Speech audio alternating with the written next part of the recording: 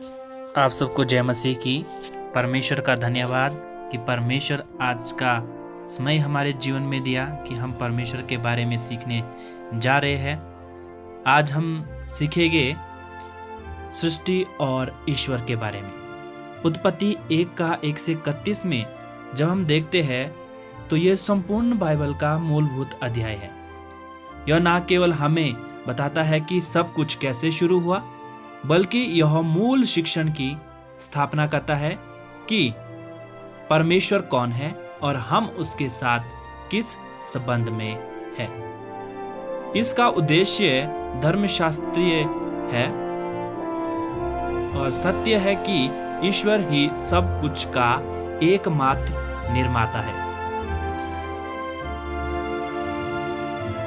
परमेश्वर ने आदि में सृष्टि की रचना की। परमेश्वर ने क्या क्या बनाया, आइए हम देखें। जब हम परमेश्वर की इस सुंदर प्रकृति को देखते हैं तो हम सूर्य को देखते हैं और संसार में हम क्या क्या चीजें देखते हैं। आप कल्पना करें कि हमें क्या क्या देखने को मिलता है। समुद्र, नाले। जब हम इस सुंदर रचना को देखते हैं तो हमें खूबसूरत झरने मिलते हैं, पेड़ पौधे हमें देखने को मिलते हैं। सोचिए, इनको बनाने वाला कौन है? क्या आपने कभी इसके बारे में सोचा? तो आइए हम बाइबल में उत्पत्ति 1 से 31 तक देखें कि परमेश्वर ने क्या क्या बनाया। जब हम उत्पत्ति 1 से देखते हैं तो बाइबल बताती है आदि में परमेश्वर ने आकाश और पृथ्वी की सृष्टि की। आदि का मतलब बहुत पहले ही परमेश्वर ने पृथ्वी और सृष्टि को बनाया। पृथ्वी बेडोल पड़ी थी, सुनसान पड़ी थी, कुछ भी नहीं था धरती पर। परमेश्वर का पवित्र आत्मा जल के ऊपर मंडराता था। तो आइए हम कुछ समय के लिए वीडियो को स्टॉप करें और देखें कि परमेश्वर ने क्या क्या बनाया। उत्पत्ति 1 से 31 तक आइए हम एक लिस्ट बनाएं कि परमेश्वर ने क्या क्या बनाया। जब आप इन चीजों की लिस्ट बनाएं और साथ में सोचिए कि परमेश्वर ने इसे किस रीति से बनाया। जब हम देखते हैं बाइबल में परमेश्वर ने 7 दिन में संपूर्ण सृष्टि को बनाया।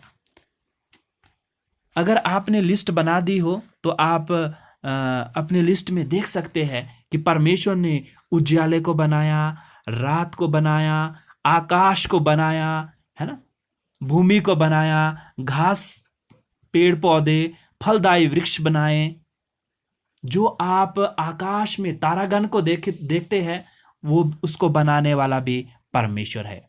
परमेश्वर ने सूर्य को बनाया, चांद को बनाया, जल प्राणी को बनाया, पक्षी को बनाया, पशु को बनाया और अंत में परमेश्वर ने मनुष्यों की सृष्टि की।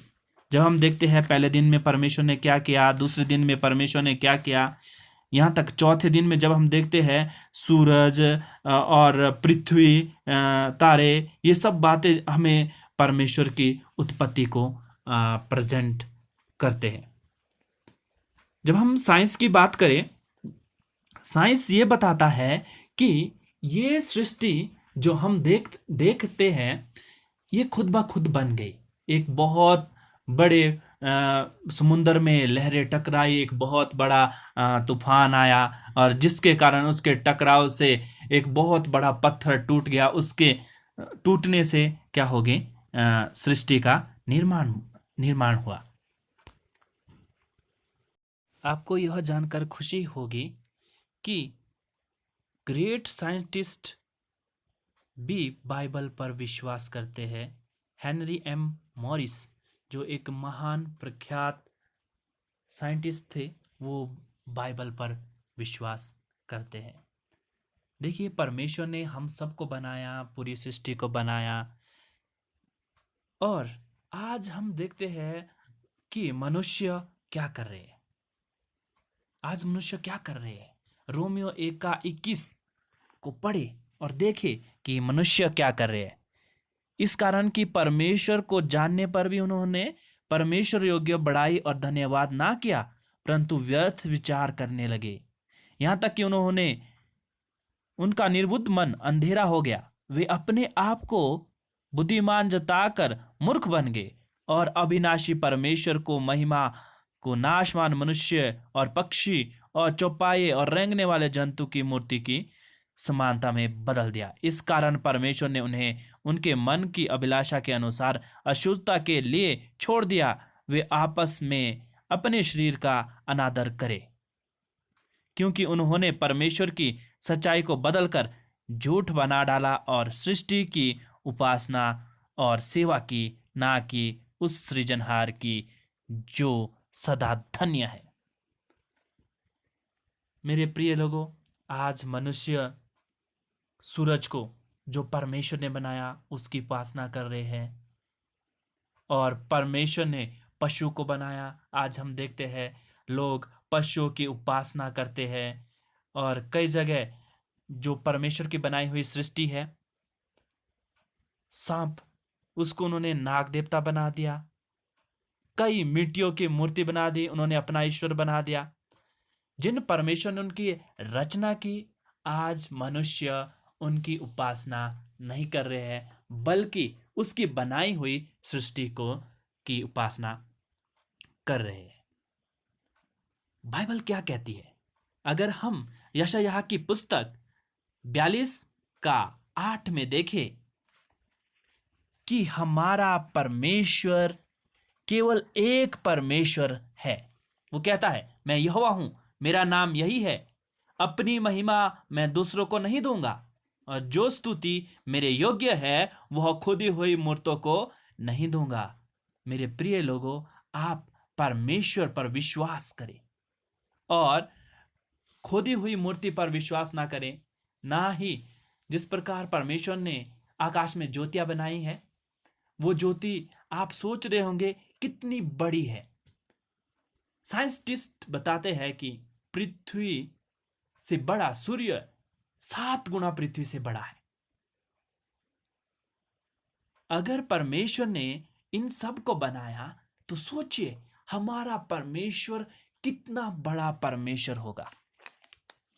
क्या वो परमेश्वर आज छोटा हो गया?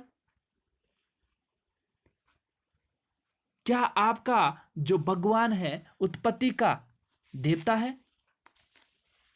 आप सोचिए, परमेश्वर ने जब इस सृष्टि को बनाया, हम सबको बनाया, तो परमेश्वर चाहता है कि हम उसकी उपासना करें।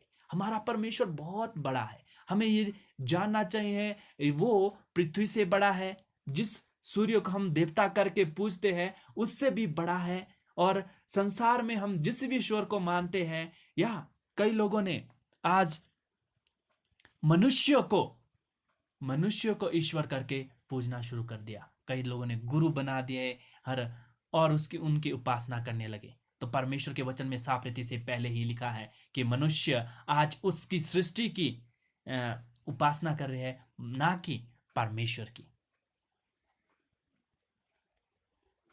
परमेश्वर सृष्टि से बड़ा है, हमें उसकी उपासना करनी चाहिए।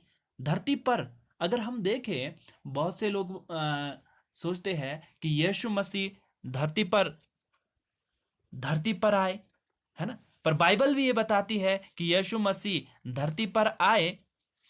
कई लोग सोचते हैं कि वो परमेश्वर, सृष्टि बनाने वाला परमेश्वर नहीं है।